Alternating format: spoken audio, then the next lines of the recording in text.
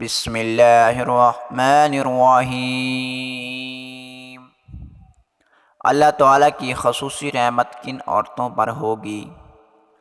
اسلام نے جہاں ماں، بہن، بیٹی اور بیوی کے روپ میں عورت کے مرتبے کو بلند کیا ہے، وہیں ان پر کچھ اہم ذمہ داریاں بھی ہیں۔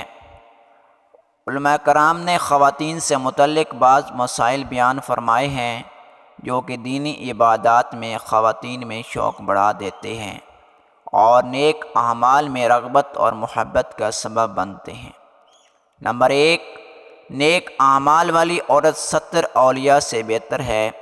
نمبر 2، جو عورت اپنے بچوں کو اپنا دودھ پلاتی ہے، اللہ تعالیٰ اسے دودھ کی ایک بوند پر ایک نیکی عطا فرماتے ہیں۔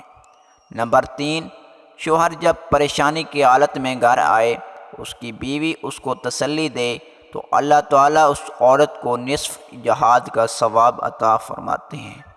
نمبر 4، جو عورت اپنے بچے کے رونے کی وجہ سے رات بھر سو نہ سکے، اللہ تعالیٰ اس کو 20 غلام آزاد کرنے کا اجر دیتے ہیں۔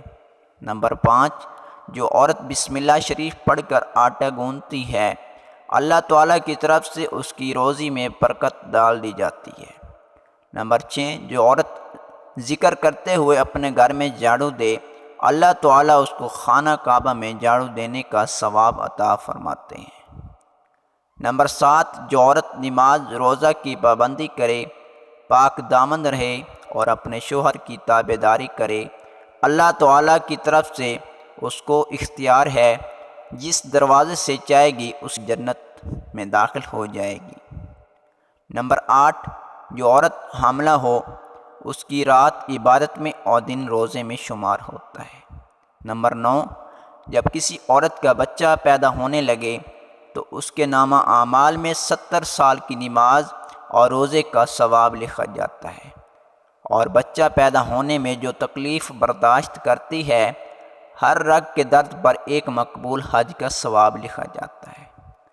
نمبر 10، جنت میں لوگ اللہ تعالیٰ کے دیدار کے لیے جائیں گے، لیکن جس عورت نے حیا اور پردہ میں وقت گزارا ہوگا، اسے اللہ تعالیٰ اپنا دیدار خود کروائے گا۔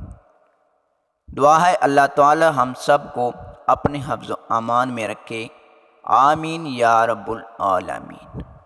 ہماری معلوماتی ویڈیو اچھی لگی ہو تو چینل سبسکرائب کر لیں تاکہ نئی آنے والی ویڈیو آپ تک پہنچ سکے۔ جزاک اللہ خیر۔